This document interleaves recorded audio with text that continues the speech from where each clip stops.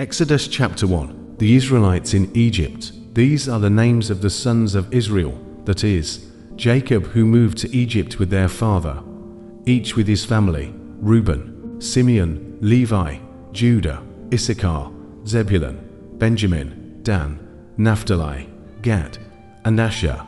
In all, Jacob had 70 descendants in Egypt, including Joseph, who was already there. In time, Joseph and all of his brothers died, ending that entire generation. But their descendants, the Israelites, had many children and grandchildren. They multiplied greatly and filled the land. Eventually, a new king came to power in Egypt who knew nothing about Joseph or what he had done. He said to his people, "Look, the people of Israel now outnumber us and are stronger than we are. We must make a plan to keep them from growing even more. If we don't, and if war breaks out, they will join our enemies and fight against us. Then they will escape from the country." So the Egyptians made the Israelites their slaves, appointing brutal slave drivers over them. They forced the Israelites to build the cities of Pithom and Ramesses as supply centers for the king.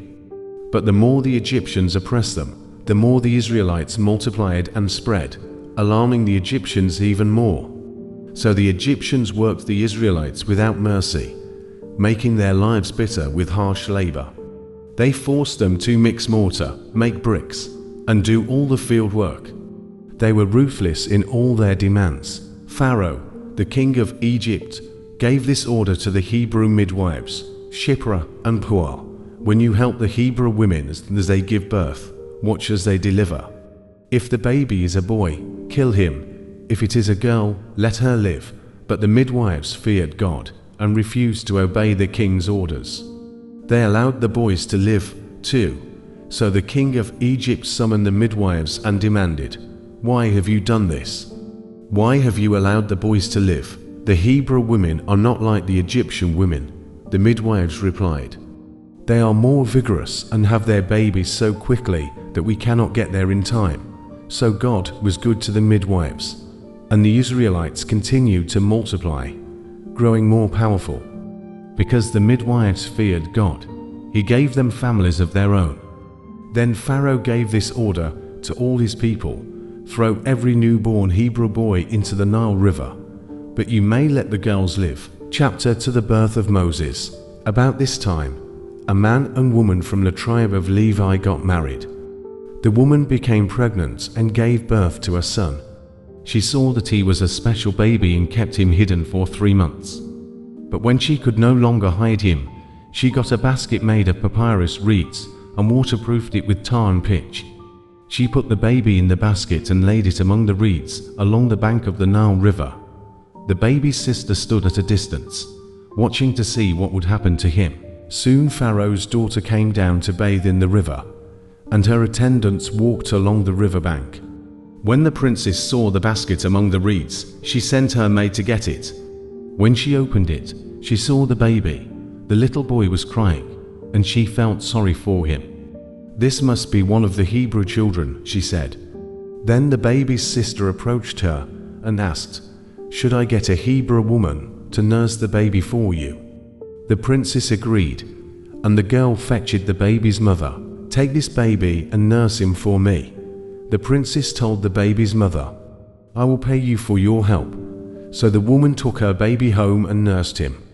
Later, when the boy was older, she brought him back to Pharaoh's daughter, who adopted him as her own son. The princess named him Moses, explaining, "I lifted him out of the water." Many years later, when Moses had grown up, he visited the Hebrews and saw how hard they were forced to work. During his visit, Moses saw an Egyptian beating a Hebrew. After looking around to ensure no one was watching, Moses killed the Egyptian and hid the body in the sand. The next day, he saw two Hebrews fighting and asked the one in the wrong, "Why are you beating your friend?" The man replied, "Who made you our prince and judge? Are you going to kill me as you killed the Egyptian?" Moses was afraid, thinking, "Everyone knows what I did." Pharaoh heard of it and tried to kill Moses, but Moses fled to Midian. When Moses arrived in Midian, he sat beside a well. The priest of Midian had 7 daughters who came to draw water for their flocks.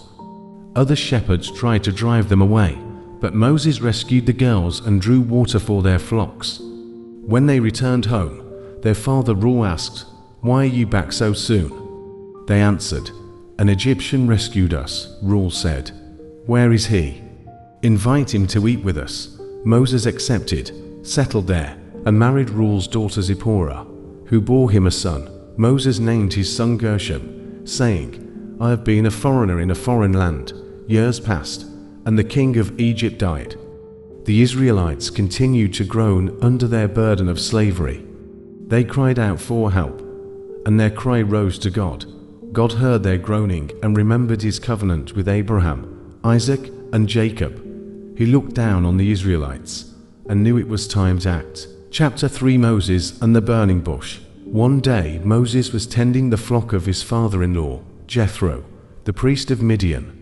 He led the flock far into the wilderness and came to Sinai, the mountain of God. There, the angel of the Lord appeared to him in a blazing fire from the middle of a bush. Moses stared in amazement. Though the bush was engulfed in flames, it didn't burn up. "This is amazing," Moses said to himself. "Why isn't that bush burning up? I must go see it." When the Lord saw Moses coming to take a closer look, God called to him from the middle of the bush, "Moses, Moses." "Here I am," Moses replied. "Do not come any closer," the Lord warned. "Take off your sandals, for you are standing on holy ground. I am the God of your father, the God of Abraham, the God of Isaac, and the God of Jacob." When Moses heard this, he covered his face, because he was afraid to look at God. The Lord told him, "I have certainly seen the oppression of my people in Egypt. I have heard their cries of distress because of their harsh slave drivers. Yes, I am aware of their suffering. So I have come down to rescue them from the Egyptians and lead them to a fertile and spacious land, a land flowing with milk and honey, where the Canaanites, Hittites, Amorites, Perizzites, Hivites, and Jebusites now live." The cry of Israel has reached me, and I have seen how harshly the Egyptians abuse them. Now go, for I am sending you to Pharaoh. You must lead my people, Israel, out of Egypt. But Moses protested, "Who am I to appear before Pharaoh? Who am I to lead Israel out of Egypt?" God answered, "I will be with you. And this is your sign that I am the one who has sent you. When you have brought the people out of Egypt, you will worship God at this mountain. But I know the king of Egypt will not let you go unless a mighty hand forces him. So I will raise my hand and strike Egypt with miracles. Then at last he will let you go. And I will cause the Egyptians to look favorably on you. They will give you gifts of silver, gold, and clothing. You will not leave empty-handed. Every Israelite woman will ask for articles from her Egyptian neighbors, and you will dress your sons and daughters, stripping the Egyptians of their wealth. Chapter 4: Signs of the Lord's power. But Moses protested again. "What if they won't believe me or listen to me? What if they say, 'The Lord never appeared to you'?"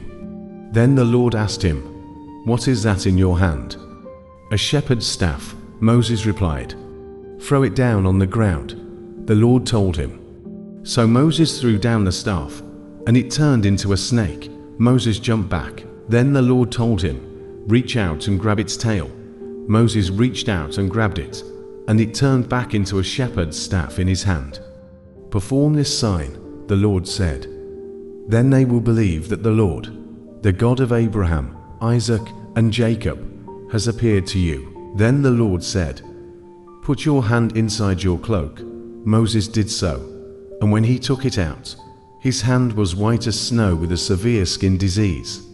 "Now put your hand back into your cloak," the Lord said.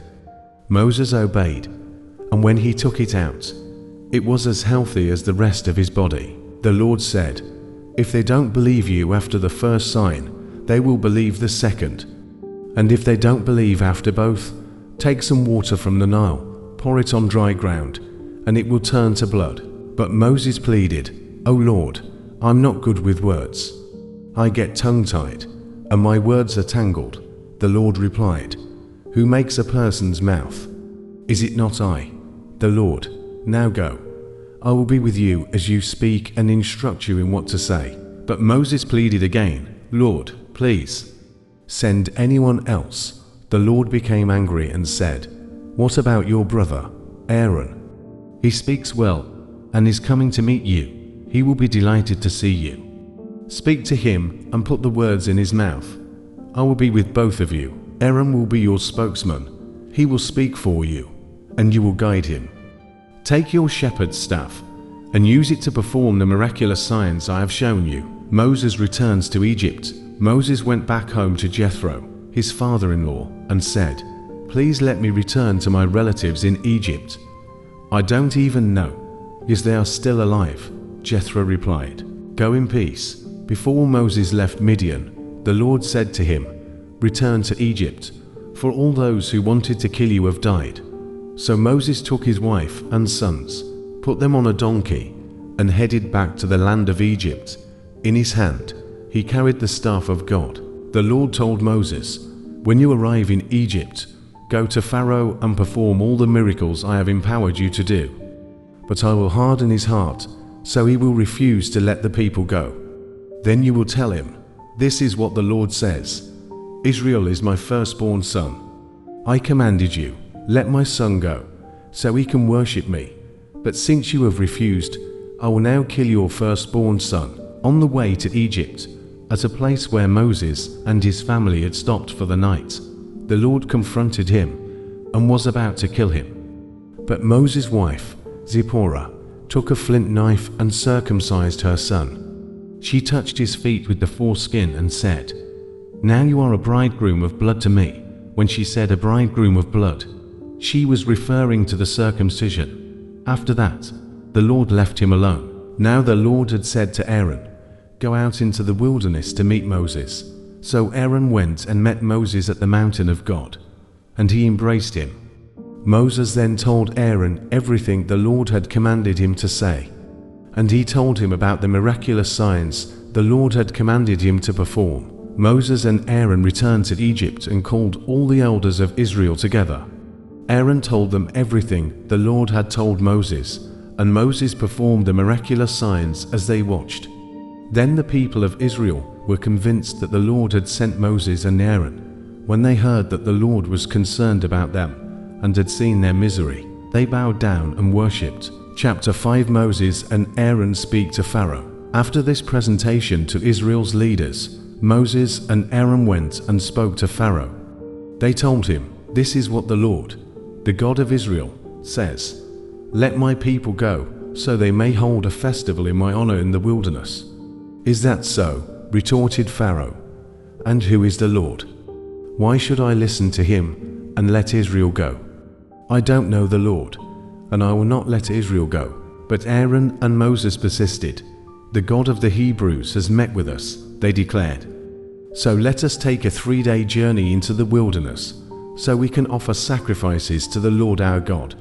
If we don't, he will kill us with a plague or with the sword." Pharaoh replied, "Moses and Aaron, why are you distracting the people from their tasks? Get back to work.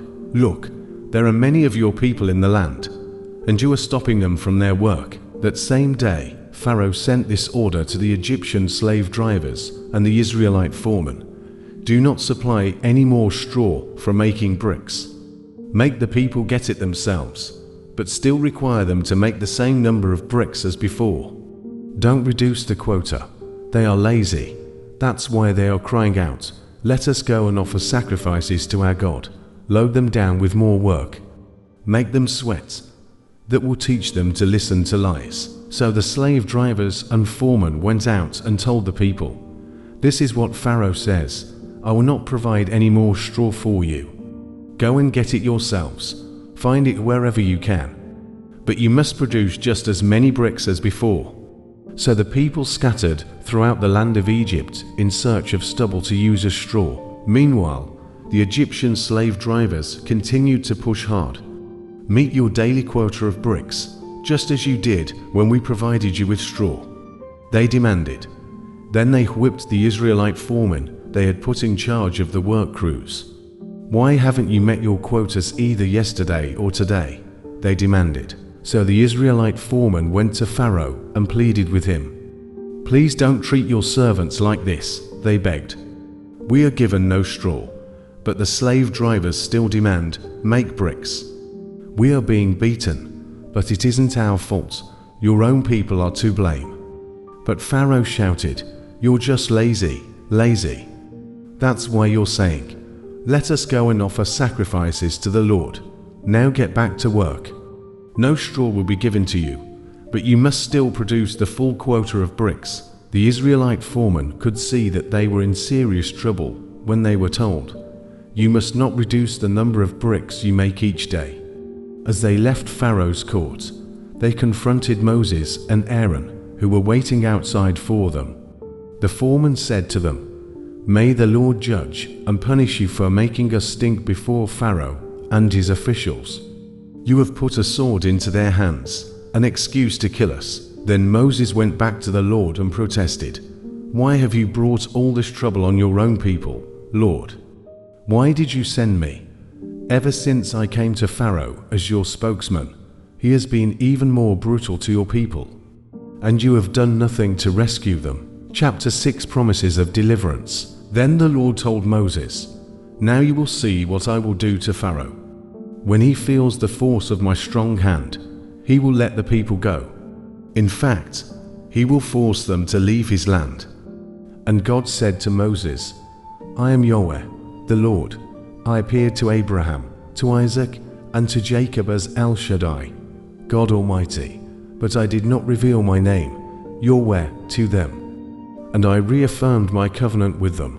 Under its terms, I promised to give them the land of Canaan, where they were living as foreigners. You can be sure that I have heard the groans of the people of Israel, who are now slaves to the Egyptians, and I am well aware of my covenant with them. Therefore, say to the people of Israel, I am the Lord. I will free you from your oppression, and will rescue you from your slavery in Egypt. I will redeem you with a powerful arm and great acts of judgment. I will claim you as my own people, and I will be your God. Then you will know that I am the Lord your God, who has freed you from your oppression in Egypt. I will bring you into the land I swore to give to Abraham, Isaac, and Jacob. I will give it to you as your very own possession. I am the Lord." So Moses told the people of Israel what the Lord had said, but they refused to listen anymore. They had become too discouraged by the brutality of their slavery.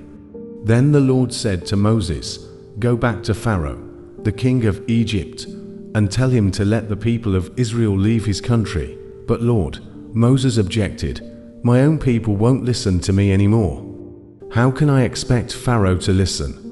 I'm such a clumsy speaker." But the Lord spoke to Moses and Aaron and gave them orders for the Israelites and for Pharaoh, the king of Egypt. The Lord commanded Moses and Aaron to lead the people of Israel out of Egypt. These are the ancestors of some of the clans of Israel. The sons of Reuben, Israel's oldest son, were Hanak, Palu, Hezron, and Carmi. Their descendants became the clans of Reuben. The sons of Simeon were Jemuel, Jamin, Ohad, Jachin, Zohar, and Shaul. Shaul's mother was a Canaanite woman. Their descendants became the clans of Simeon. These are the descendants of Levi, as listed in their family records. The sons of Levi were Gershon, Kohath, and Merari. Levi lived to be 137 years old. The descendants of Gershon included Libni and Shimei, each of whom became the ancestor of a clan. The descendants of Kohath included Amram, Izhar, Hebron, and Uzziel. Kohath lived to be 133 years old. The descendants of Merari included Moli and Mushi. These are the clans of the Levites, as listed in their family records. Then the Lord told Moses, "Now you will see what I will do to Pharaoh. When he feels the force of my strong hand, he will let the people go. In fact, he will force them to leave his land." And God said to Moses, "I am Yahweh, the Lord. I appeared to Abraham, to Isaac, and to Jacob as El Shaddai, God Almighty, but I did not reveal my name, Yahweh, to them. And I reaffirmed my covenant with them. Under its terms, I promised to give them the land of Canaan. where they were living as foreigners. You can be sure that I have heard the groans of the people of Israel, who are now slaves to the Egyptians, and I am well aware of my covenant with them. Therefore, say to the people of Israel, I am the Lord. I will free you from your oppression, and will rescue you from your slavery in Egypt. I will redeem you with a powerful arm and great acts of judgment. I will claim you as my own people, and I will be your God. Then you will know that I am the Lord your God, who has freed you from your oppression in Egypt. I will bring you into the land I swore to give to Abraham, Isaac, and Jacob. I will give it to you as your very own possession. I am the Lord. So Moses told the people of Israel what the Lord had said, but they refused to listen anymore. They had become too discouraged by the brutality of their slavery. Then the Lord said to Moses, Go back to Pharaoh, the king of Egypt, and tell him to let the people of Israel leave his country. But Lord, Moses objected, My own people won't listen to me anymore. How can I expect Pharaoh to listen? I'm such a clumsy speaker. But the Lord spoke to Moses and Aaron and gave them orders for the Israelites and for Pharaoh, the king of Egypt. The Lord commanded Moses and Aaron to lead the people of Israel out of Egypt. These are the ancestors of some of the clans of Israel. The sons of Reuben, Israel's oldest son, were Hanak, Palu, Hezron, and Carmi, their descendant. The sons of Korah were Asir, Elkanah, and Abiasaph. Their descendants became the clans of Korah. Eleazar son of Aaron married one of the daughters of Putiel, and she gave birth to his son, Phinehas. These are the ancestors of the Levite families, listed according to their clans. The Aaron and Moses named in this list are the same ones to whom the Lord said, Lead the people of Israel out and of the land of Egypt like an army. It was Moses and Aaron who spoke to Pharaoh, the king of Egypt, about leading the people of Israel out of Egypt. When the Lord spoke to Moses in the land of Egypt, he said to him, I am the Lord. Tell Pharaoh, the king of Egypt, everything I am telling you. But Moses argued with the Lord, saying, I can't do it. I'm such a clumsy speaker. Why should Pharaoh listen to me? Chapter 7 Aaron's staff becomes a serpent. Then the Lord said to Moses, Pay close attention to this. I will make you seem like God to Pharaoh, and your brother, Aaron, will be your prophet. Tell Aaron everything I command you, and Aaron must command Pharaoh to let the people of Israel leave his country. But I will make Pharaoh's heart stubborn, so I can multiply my miraculous signs and wonders in the land of Egypt. Even then Pharaoh will refuse to listen to you, so I will bring down my fist on Egypt. Then I will rescue my forces, my people, the Israelites, from the land of Egypt with great acts of judgment. When I raise my powerful hand and bring out the Israelites, the Egyptians will know that I am the Lord. So Moses and Aaron did just as the Lord had commanded them. Moses was 80 years old, and Aaron was 83 when they made their demands to Pharaoh. Then the Lord said to Moses and Aaron, Pharaoh will demand, Show me a miracle. When he does this, say to Aaron, Take your staff and throw it down in front of Pharaoh, and it will become a serpent. So Moses and Aaron went to Pharaoh and did what the Lord had commanded them.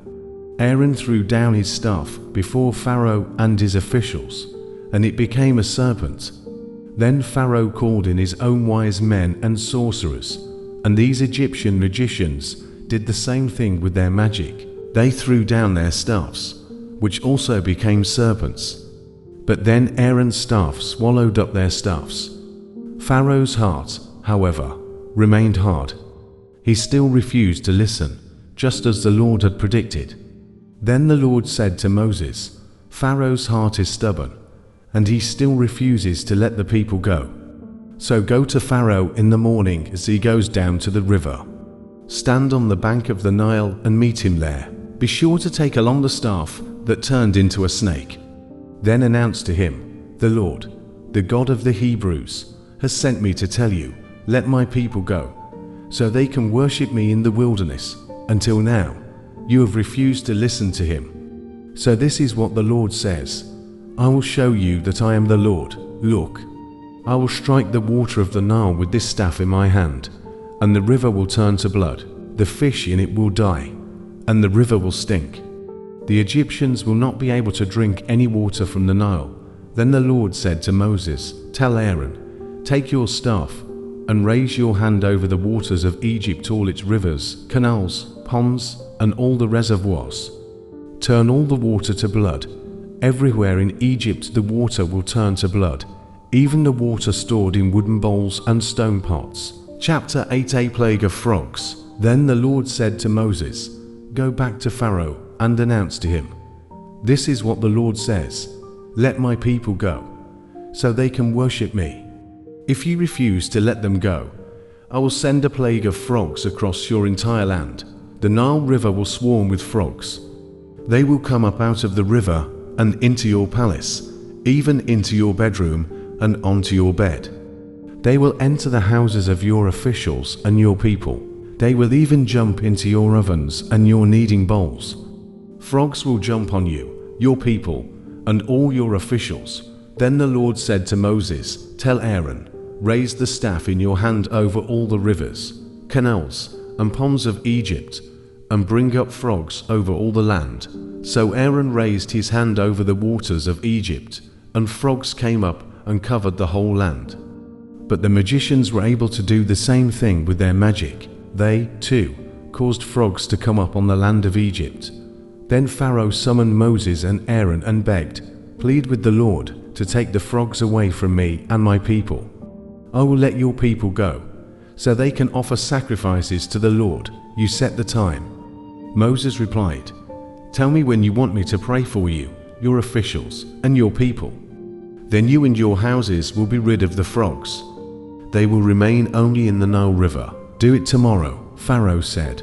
"All right," Moses replied. "It will be as you have said. Then you will know that there is no one like the Lord our God. The frogs will leave you and your houses, your officials, and your people. They will remain only in the Nile River." So Moses and Aaron left Pharaoh's palace, and Moses cried out to the Lord about the frogs he had inflicted on Pharaoh. And the Lord did just what Moses had predicted. The frogs in the houses, the courtyards, and the fields all died. The Egyptians piled them into great heaps, and a terrible stench filled the land. But when Pharaoh saw that relief had come, he became stubborn. He refused to listen to Moses and Aaron, just as the Lord had predicted. A plague of gnats. So the Lord said to Moses, "Tell Aaron, raise your staff and strike the ground. The dust will turn into swarms of gnats throughout the land of Egypt." So Moses and Aaron did just as the Lord had commanded them. When Aaron raised his hand and struck the ground with his staff, gnats infested the entire land, covering the Egyptians and their animals. All the dust in the land of Egypt turned into gnats. Pharaoh's magicians tried to do the same thing with their secret arts, but this time they failed. And the gnats covered everyone, people and animals alike. "This is the finger of God," the magicians exclaimed to Pharaoh. But Pharaoh's heart remained hard. He wouldn't listen to them, just as the Lord had predicted. A plague of flies. Then the Lord told Moses, "Get up early in the morning and stand in Pharaoh's way as he goes down to the river. Say to him, 'This is what the Lord says, let my people go, so they can worship me. If you refuse, then I will send swarms of flies on you, your officials, your people, and all the houses. The Egyptian homes will be filled with flies, and the ground will be covered with them. But this time I will spare the region of Goshen, where my people live. No flies will be found there. Then you will know that I am the Lord, and that I am present even in the heart of your land. I will make a clear distinction between my people and your people. This miraculous sign will happen tomorrow." And the Lord did just as he had said. A thick swarm of flies filled Pharaoh's palace and the houses of his officials. The whole land of Egypt was thrown into chaos by the flies. Pharaoh called for Moses and Aaron. "All right, go ahead and offer sacrifices to your God," he said, "but do it here in this land." But Moses replied, "That wouldn't be right. The Egyptians detest the sacrifices that we offer to the Lord our God." "Look, if we offer our sacrifices here, where the Egyptians can see us, they will stone us. We must take a 3-day trip into the wilderness to offer sacrifices to the Lord our God, just as he has commanded us." "All right, go ahead," Pharaoh replied. "I will let you go into the wilderness to offer sacrifices to the Lord your God, but don't go too far away. Now hurry and pray for me." Moses answered, "As soon as I leave you, I will pray to the Lord, and tomorrow the swarms of flies will disappear from you and your officials and all your people. But I am warning you, Pharaoh, don't lie to us again and refuse to let the people go to sacrifice to the Lord." So Moses left Pharaoh's palace and pleaded with the Lord to remove all the flies. And the Lord did as Moses asked and caused the swarms of flies to disappear from Pharaoh, his officials, and his people. Moses answered, "As soon as I leave you, I will pray to the Lord, and tomorrow the swarms of flies will disappear from you and your officials and all your people. But I am warning you, Pharaoh, don't lie to us again and refuse to let the people go to sacrifice to the Lord." So Moses left Pharaoh's palace and pleaded with the Lord to remove all the flies. And the Lord did as Moses asked and caused the swarms of flies to disappear from Pharaoh, his officials, and his people. Not a single fly remained. But Pharaoh again became stubborn and refused to let the people go. Chapter 9, A plague against livestock. Go back to Pharaoh.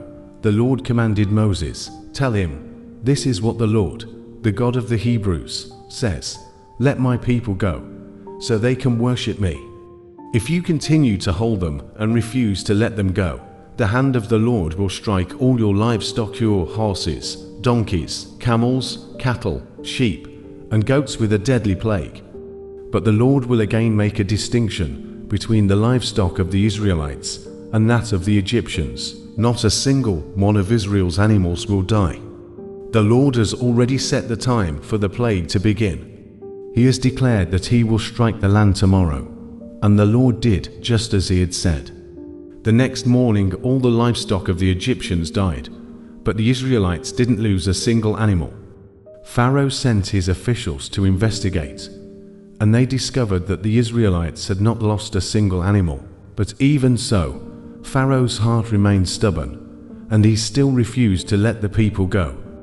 A plague of festering boils. Then the Lord said to Moses and Aaron, "Take handfuls of soot from a brick kiln, and have Moses toss it into the air while Pharaoh watches.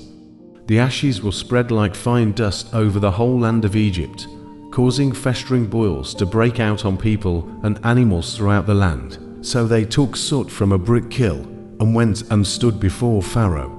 As Pharaoh watched, Moses threw the soot into the air, and boils broke out on people and animals alike. Even the magicians were unable to stand before Moses, because the boils had broken out on them and all the Egyptians. But the Lord hardened Pharaoh's heart, and just as the Lord had predicted to Moses, Pharaoh refused to listen. A plague of hail.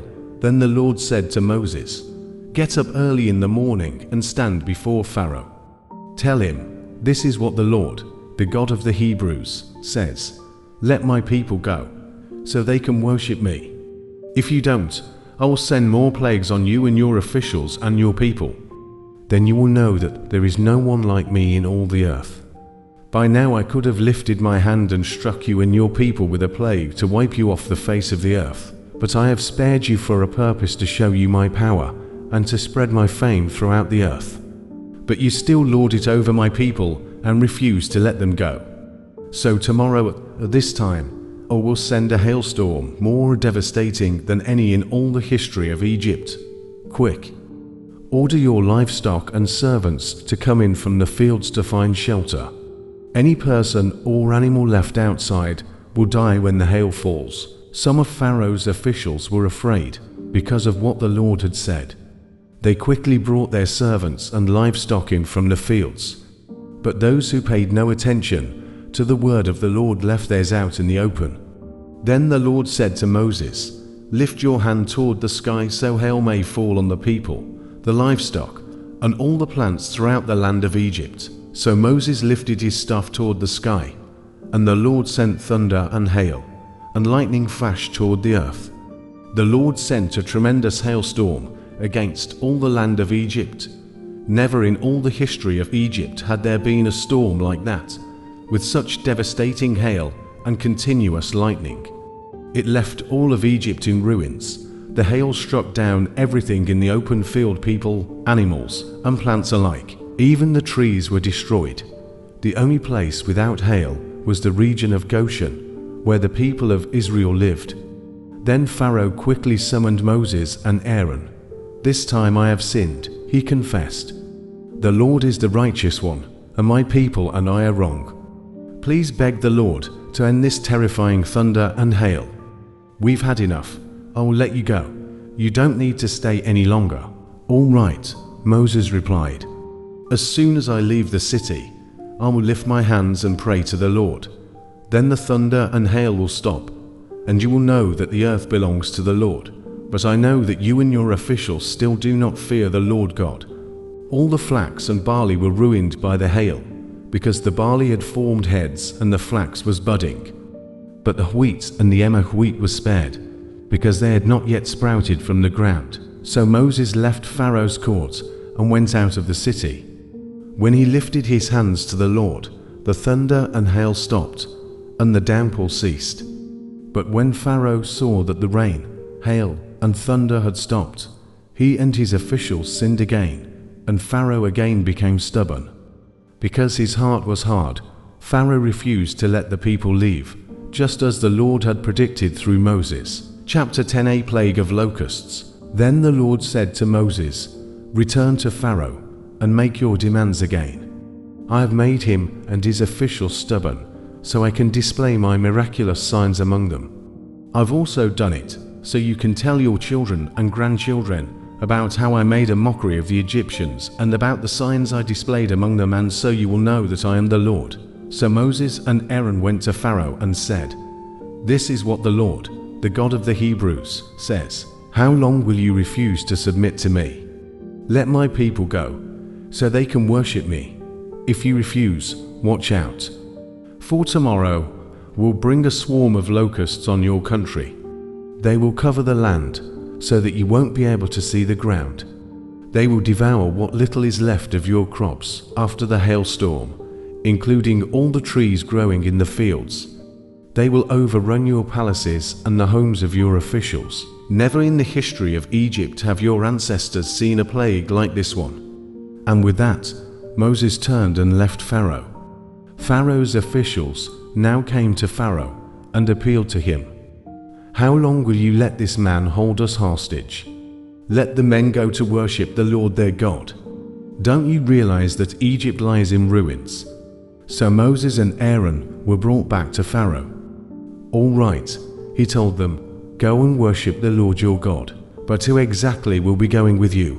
Moses replied, "We will all go, young and old, our sons and daughters, and our flocks and herds. We must all join together in celebrating a festival to the Lord." Pharaoh retorted, "The Lord will certainly need to be with you if I let you take your little ones. I can see through your evil plan. Never. Only the men may go and worship the Lord, since that is what you requested." And Pharaoh threw them out of the palace. Then the Lord said to Moses, "Raise your hand over the land of Egypt to bring on the locusts. Let them cover the land and devour every plant that survived the hailstorm." So Moses raised his staff over Egypt, and the Lord caused an east wind to blow over the land all that day and through the night. When morning arrived, the east wind had brought the locusts, and the locusts swarmed over the whole land of Egypt, settling in dense swarms from one end of the country to the other. It was the worst locust plague in Egyptian history, and there has never been another one like it. For the locusts covered the whole country and darkened the land. They devoured every plant in the fields and all the fruit on the trees that had survived the hailstorm. Not a single leaf was left on the trees and plants throughout the land of Egypt. Pharaoh quickly summoned Moses and Aaron. "I have sinned against the Lord your God, and against you," he confessed. "Forgive my sin, just this once, and plead with the Lord your God to take away this death from me." So Moses left Pharaoh's court and pleaded with the Lord. The Lord responded by shifting the wind, and the strong west wind blew the locusts into the Red Sea. Not a single locust remained in all the land of Egypt, but the Lord hardened Pharaoh's heart again, so he refused to let the people go. A plague of darkness. Then the Lord said to Moses, "Lift your hand toward heaven, and the land of Egypt will be covered with a darkness, so thick you can feel it." So Moses lifted his hand to the sky, and a deep darkness covered the entire land of Egypt for 3 days. During all that time, the people could not see each other, and no one moved, but there was light as usual where the people of Israel lived. Finally, Pharaoh called for Moses. "Go and worship the Lord," he said, "but leave your flocks and herds here. You may even take your little ones with you." "No," Moses said, "you must provide us with animals for sacrifices and burnt offerings to the Lord our God. All our livestock must go with us, too. Not a hoof can be left behind. We must choose our sacrifices for the Lord our God from among these animals, and we won't know how we are to worship the Lord until we get there." But the Lord hardened Pharaoh's heart once more, and he would not let them go. "Get out of here!" Pharaoh shouted at Moses. "I'm warning you. Never come back to see me again. The day you see my face, you will die." "Very well," Moses replied. "I will never see your face again." Chapter 11. Death for Egypt's firstborn. Then the Lord said to Moses, "I will strike Pharaoh and the land of Egypt with one more blow. After that, Pharaoh will let you leave this country. In fact, he will be so eager to get rid of you that he will force you all to leave. Tell all the Israelite men and women to ask their Egyptian neighbors for articles of silver and gold." Now the Lord had caused the Egyptians to look favorably on the people of Israel, and Moses was considered a very great man in the land of Egypt, respected by Pharaoh's officials and the Egyptian people alike. Moses had announced to Pharaoh, "This is what the Lord says. At midnight tonight, I will pass through the heart of Egypt. All the firstborn sons will die in every family in Egypt, from the oldest son of Pharaoh, who sits on his throne, to the oldest son of his lowliest servant girl who grinds the flour. Even the firstborn of all the livestock will die. Then a loud wail will rise throughout the land of Egypt, a wail like no one has heard before or will ever hear again. But among the Israelites, it will be so peaceful that not even a dog will bark. Then you will know that the Lord makes a distinction between the Egyptians and the Israelites. All the officials of Egypt will run to me and fall to the ground before me. Please leave," they will beg, "hurry, and take all your followers with you. Only then will I go." Then, burning with anger, Moses left Pharaoh. Now the Lord had told Moses earlier, "Pharaoh will not listen to you, but then I will do even more mighty miracles in the land of Egypt." Moses and Aaron performed these miracles in Pharaoh's presence, but the Lord hardened Pharaoh's heart, and he wouldn't let the Israelites leave the country. Chapter 12. The first Passover. While the Israelites were still in the land of Egypt, the Lord gave the following instructions to Moses and Aaron. "From now on, this month will be the first month of the year for you. Announce to the whole community of Israel that on the 10th day of this month, each family must choose a lamb or a young goat for a sacrifice, one animal for each household. If a family is too small to eat a whole animal, let them share with another family in the neighborhood. Divide the animal according to the size of each family and how much they can eat. The animal you select must be a 1-year-old male, either a sheep or a goat, with no defects. Take special care of this chosen animal until the evening of the 14th day of this first month.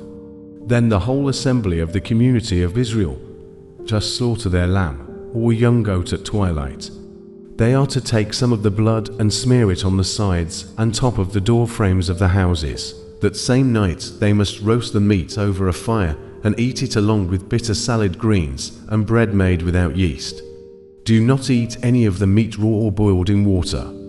The whole animal, including the head, legs, and internal organs, must be roasted over a fire. Do not leave any of it until the next morning. Burn whatever is not eaten before morning. These are your instructions for eating this meal. Be fully dressed, wear your sandals, and carry your walking stick in your hand. Eat the meal with urgency, for this is the Lord's Passover. On that night, I will pass through the land of Egypt and strike down every firstborn son and firstborn male animal in the land of Egypt. I will execute judgment against all the gods of Egypt, for I am the Lord. But the blood on your doorposts will serve as a sign, marking the houses where you are staying. When I see the blood, I will pass over you. This plague of death will not touch you when I strike the land of Egypt. This is a day to remember. Each year, from generation to generation, you must celebrate it as a special festival to the Lord. This is a law for all time. For 7 days the bread you eat must be made without yeast. On the first day of the festival, remove every trace of yeast from your homes. Anyone who eats bread made with yeast during the 7 days of the festival will be cut off from the community of Israel on the first day of the festival, and again on the 7th day. All the people must observe a holy day. No work of any kind may be done on these days, except in the preparation of food. Celebrate this festival of unleavened bread, for it will remind you that I brought your forces out of the land of Egypt on this very day. This festival will be a permanent law for you. Celebrate this day from generation to generation. The bread you eat must be made without yeast from the evening of the 14th day of the first month until the evening of the 21st day of that month. During those 7 days, there must be no trace of yeast in your homes. Anyone who eats anything made with yeast during this week will be cut off from the community of Israel. These regulations apply both to the foreigners living among you and to the native-born Israelites. During those days, you must not eat anything made with yeast. Wherever you live, eat only bread made without yeast. Then Moses called all the elders of Israel together and said to them, Go, pick out a lamb or young goat for each of your families, and slaughter the Passover animal. Drain the blood into a basin. Then take a bundle of hyssop branches and dip it into the blood. Brush the hyssop across the top and sides of the door frames of your houses, and no one may go out through the door until morning. For the Lord will pass through the land to strike down the Egyptians. But when he sees the blood on the top and sides of the doorframe, the Lord will pass over your home. He will not permit his death angel to enter your house and strike you down. Remember, these instructions are a permanent law that you and your descendants must observe forever. When you enter the land the Lord has promised to give you, you will continue to observe this ceremony. Then your children will ask, What does this ceremony mean? And you will reply, It is the Passover sacrifice to the Lord, for he passed over the houses of the Israelites in Egypt, and though he struck the Egyptians, he spared our families. When Moses had finished speaking, all the people bowed down to the ground and worshipped. So the people of Israel did just as the Lord had commanded through Moses and Aaron. And that night at midnight, the Lord struck down all the firstborn sons in the land of Egypt, from the firstborn son of Pharaoh, who sat on his throne, to the firstborn son of the prisoner in the dungeon. Even the firstborn of their livestock were killed. Pharaoh and all his officials and all the people of Egypt woke up during the night, and loud wailing was heard throughout the land of Egypt. There was not a single house where someone had not died. Israel's exodus from Egypt. Pharaoh sent for Moses and Aaron during the night. Get out, he ordered. Leave my people and take the rest of the Israelites with you. Go and worship the Lord as you have requested. Take your flocks and herds, as you said, and be gone. Go, but bless me as you leave. All the Egyptians urged the people of Israel to get out of the land as quickly as possible, for they thought, We will all die. The Israelites took their bread dough before yeast was added. They wrapped their kneading boards in their cloaks and carried them on their shoulders. The people of Israel did as Moses had instructed. They asked the Egyptians for clothing and articles of silver and gold. The Lord caused the Egyptians to look favorably on the Israelites, and they gave the Israelites whatever they asked for.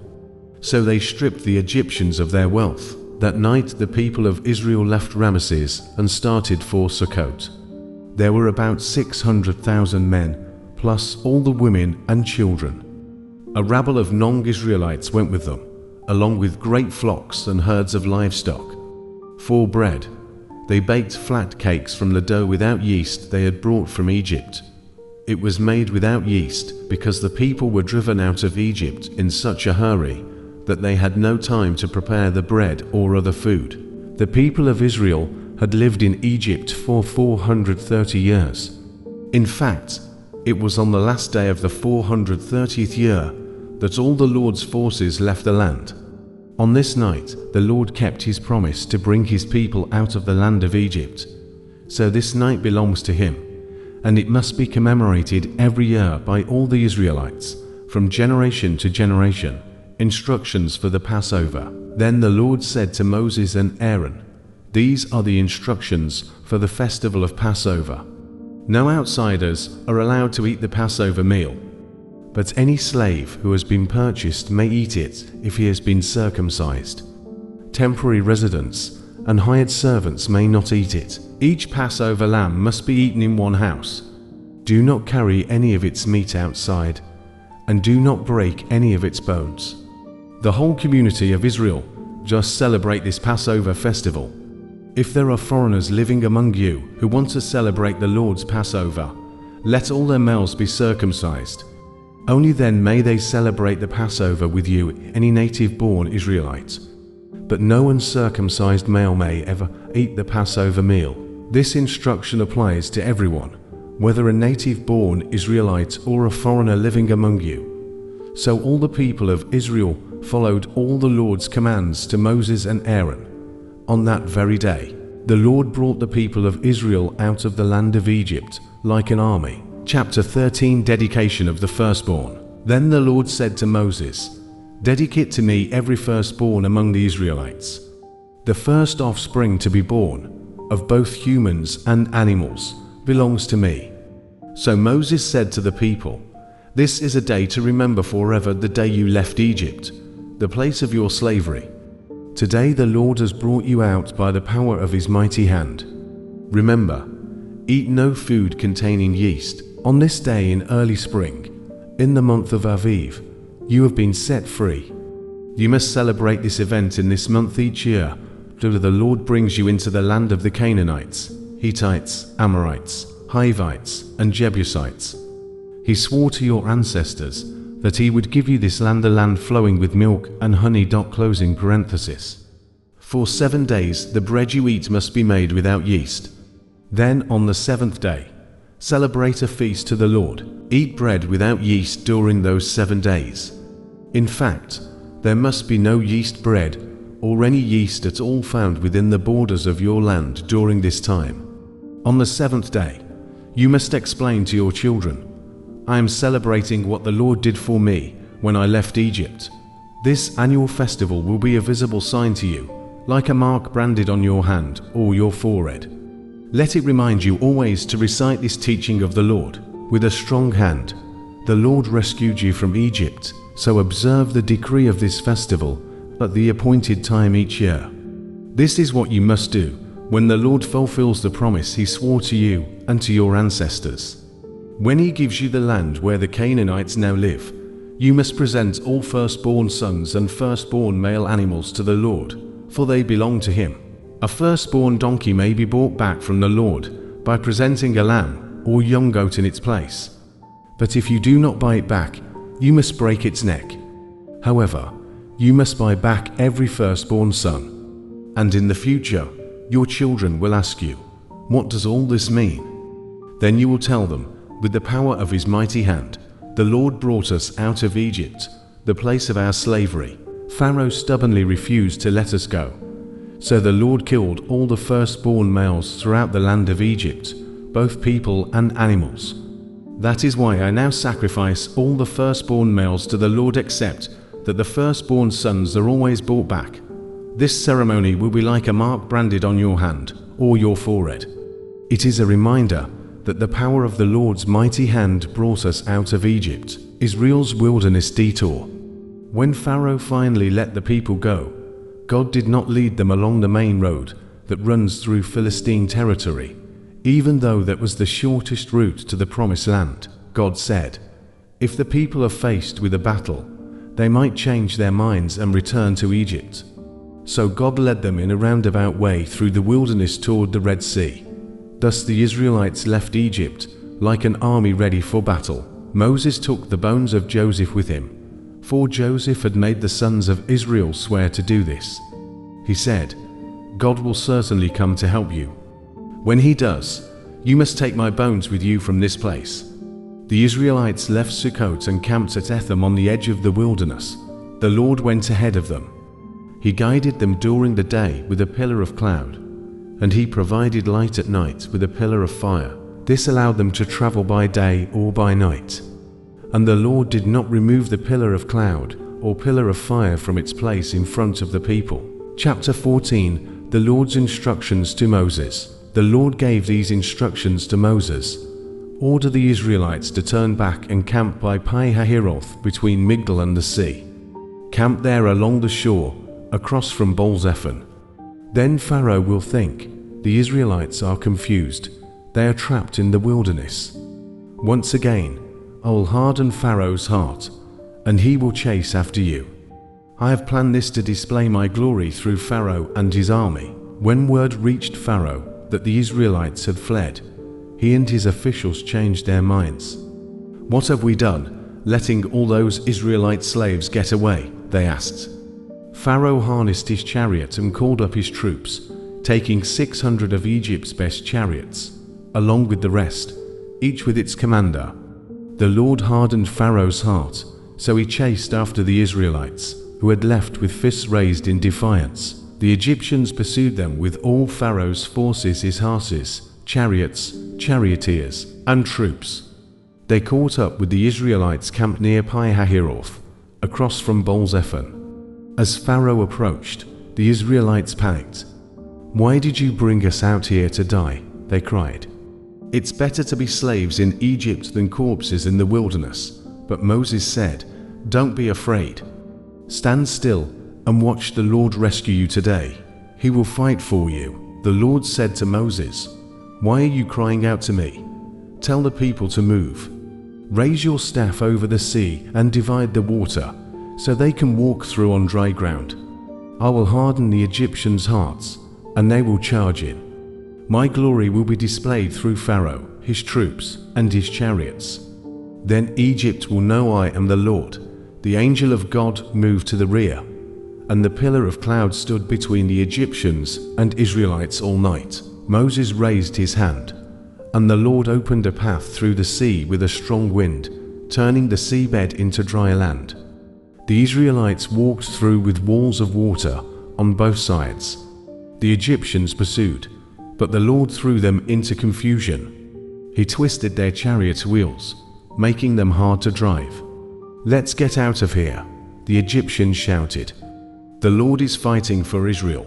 At dawn, Moses raised his hand, and the waters rushed back, covering the Egyptians. The water swept away all of Pharaoh's chariots, charioteers, and army.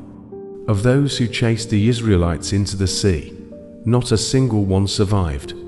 But the Israelites walked through on dry ground, with walls of water on both sides. That is how the Lord rescued Israel that day. When the Israelites saw the Egyptians' bodies washed up on the seashore, they were filled with awe.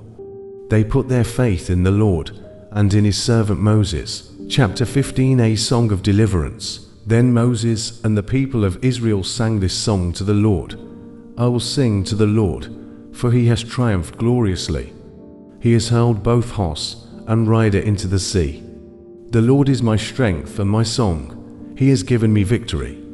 This is my God, and I will praise him, my father's God, and I will exalt him.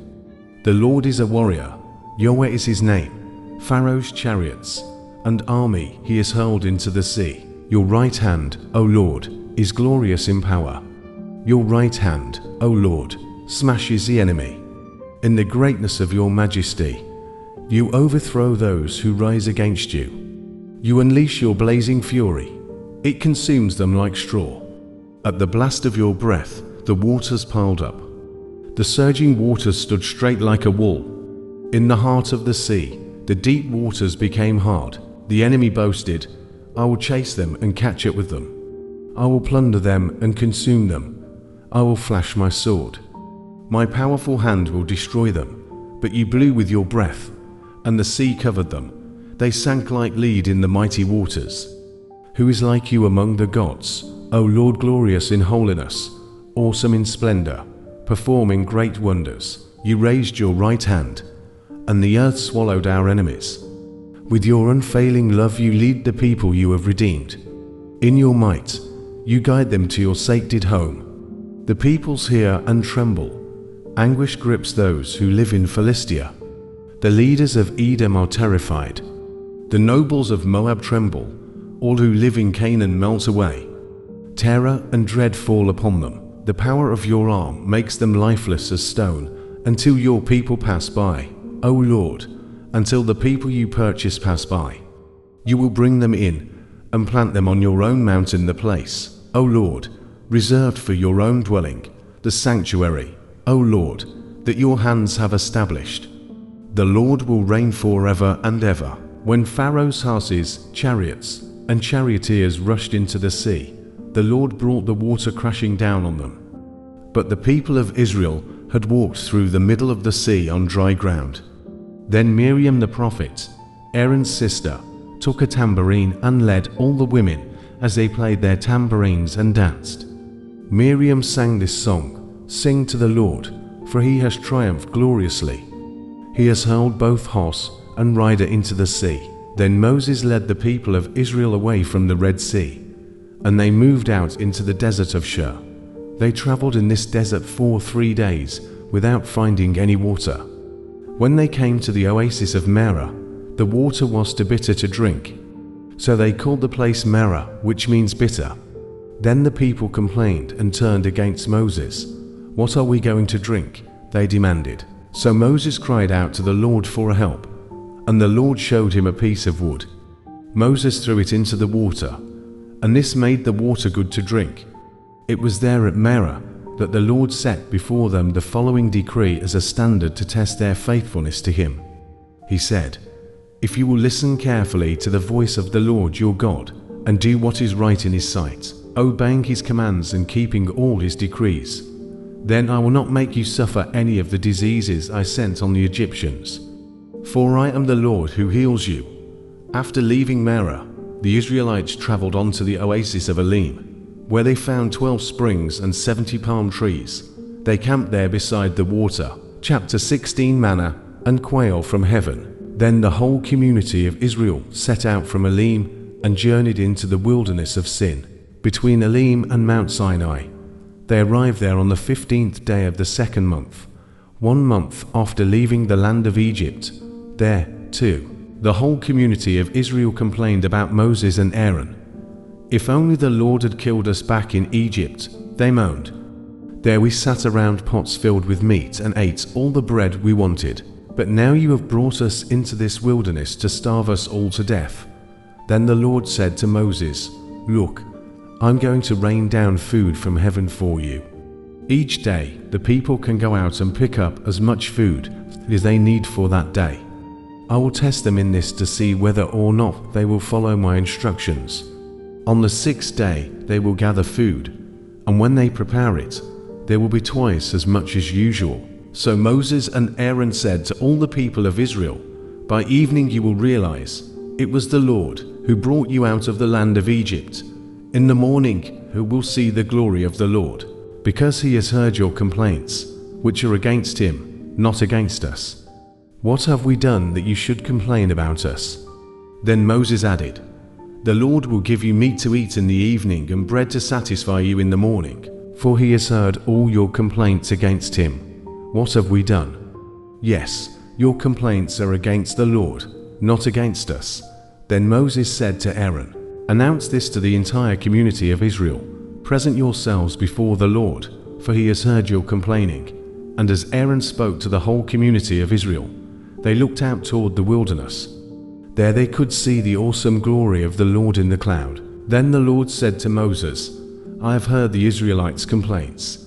Now tell them, In the evening you will have meat to eat, and in the morning you will have all the bread you want. Then you will know that I am the Lord your God." That evening vast numbers of quail flew in and covered the camp. And the next morning the area around the camp was wet with dew. When the dew evaporated, a flaky substance as fine as frost blanketed the ground. The Israelites were puzzled when they saw it. "What is it?" they asked each other. They had no idea what it was. And Moses told them, "It is the food the Lord has given you to eat. These are the Lord's instructions. Each household should gather as much as it needs. Pick up 2 quarts for each person in your tent." So the people of Israel did as they were told. Some gathered a lot, some only a little, but when they measured it out, everyone had just enough. Those who gathered a lot had nothing left over, and those who gathered only a little had enough. Each family had just what it needed. Then Moses told them, "Do not keep any of it until morning." But some of them didn't listen and kept some of it until morning. But by then it was full of maggots and had a terrible smell. Moses was very angry with them. After this, the people gathered the food morning by morning, each family according to its need. And as the sun became hot, the flakes they had not picked up melted and disappeared. On the 6th day, they gathered twice as much as usual, 4 quarts for each person instead of 2. Then all the leaders of the community came and asked Moses for an explanation. He told them, "This is what the Lord commanded. Tomorrow will be a day of complete rest, a holy Sabbath day, set apart for the Lord. So bake or boil as much as you want today, and set aside what is left for tomorrow." So they put some aside until morning, just as Moses had commanded. And in the morning the leftover food was wholesome and good, without maggots or odor. Moses said, "Eat this food today, for today is a Sabbath day dedicated to the Lord. There will be no food on the ground today. You may gather the food for 6 days, but the 7th day is the Sabbath. There will be no food on the ground that day." Some of the people went out anyway on the 7th day, but they found no food. The Lord asked Moses, "How long will these people refuse to obey my commands and instructions? They must realize that the Sabbath is the Lord's gift to you. That is why He gives you a 2-day supply on the 6th day. So there will be enough for 2 days. On the Sabbath day, you must each stay in your place. Do not go out to pick up food on the 7th day." So the people did not gather any food on the 7th day. The Israelites called the food manna. It was white like coriander seed, and it tasted like honey wafers. Then Moses said, "This is what the Lord has commanded. Fill a 2-quart container with manna to preserve it for your descendants. Then later generations will be able to see the food I gave you in the wilderness when I set you free from Egypt." Moses said to Aaron, "Get a jar and fill it with 2 quarts of manna. Then put it in a sacred place before the Lord to preserve it for all future generations." Aaron did just as the Lord had commanded Moses. He eventually placed it in the Ark of the Covenant in front of the stone tablets inscribed with the terms of the covenant. So the people of Israel ate manna for 40 years. They ate manna until they came to the border of the land of Canaan. The container used to measure the manna was an omer, which was 1/10 of an ephah. It held about 2 quarts.